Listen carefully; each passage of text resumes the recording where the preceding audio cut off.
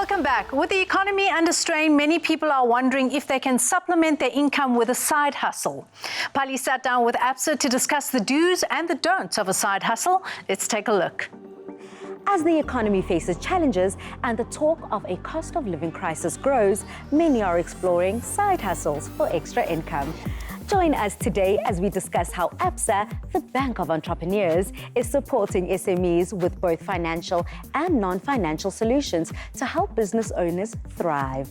Joining us is the executive for SMEs in relationship banking at ABSA, Prashan Rambridge. Welcome to the show. Thank you so much for having me, Palisa. Now, as someone like myself who's got different sources of income, how would you describe a side hustle? Getting into a side hustle is great because you get to do something that you love whilst generating extra income. But I think it's important that you start with your why. Why are you wanting to get into a side hustle?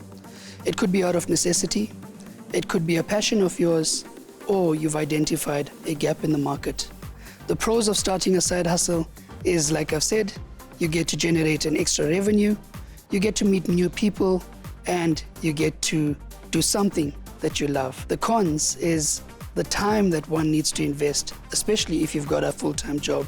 So how does one find out how to turn their side hustle into a small business? Firstly, assess the market and get a sense of the market trends, the opportunity to scale the business, and whether there is a customer base out there for you to further sell your products and services into. And then you need to assess what the revenue you'd stand to generate and the profit that you'd be able to generate in order to get a sense as to whether this baby of yours becomes an official small business. But then how then do we know how to identify the right target market and audiences or clientele for this business? The first step should be to perhaps use family and friends as your immediate customers. And then you allow for word of mouth. I think that's the best form of marketing any small business can get. Use word of mouth to be able to spread the word around your business. And then you could, explore social media, online platforms to be able to advertise your business, and from there be able to scale and get new customers. So when then is the right time for an entrepreneur or someone who's willing to start a small business to take on debt? Capital is an extremely important component to propel a business in order to grow.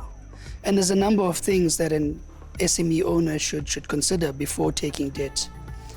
The most important is, how much do you need? Secondly is, how am I going to pay it back? How frequently, over what term? Thirdly is the price. How much does this funding actually cost? Because an important component of running an SME is being able to budget. And knowing what capital or funding is going to cost you becomes an important part of your bottom line.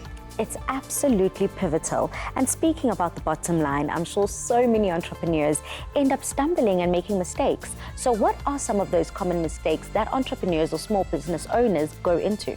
Number one is the lack of planning. And business planning is an extremely important ingredient in running and managing a business. Two, it's an underappreciation of your market and the customers that you need to serve. And thirdly, it's the valuation of your product and service. You don't want to go in undervaluing your business because it has a negative impact on your business. And now bringing ABSA into the conversation, how does ABSA empower and elevate small business owners? Palisa, as a bank, we are constantly thinking about small businesses, constantly evolving how we think about propositions and solutions that are relevant to solving the problems and challenges that small business owners face. Recently, we've taken to market our youth and women business propositions that really focuses on both financial and non-financial support.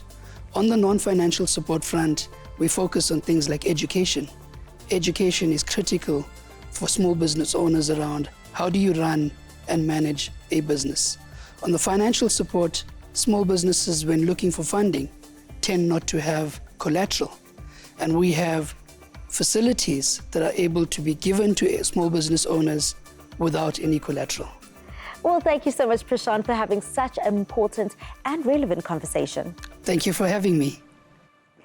ABSA is dedicated to supporting entrepreneurs with tailored services and expert advice. For more ways to navigate the economic challenges and boost your side hustle, trust ABSA, the bank of the entrepreneur.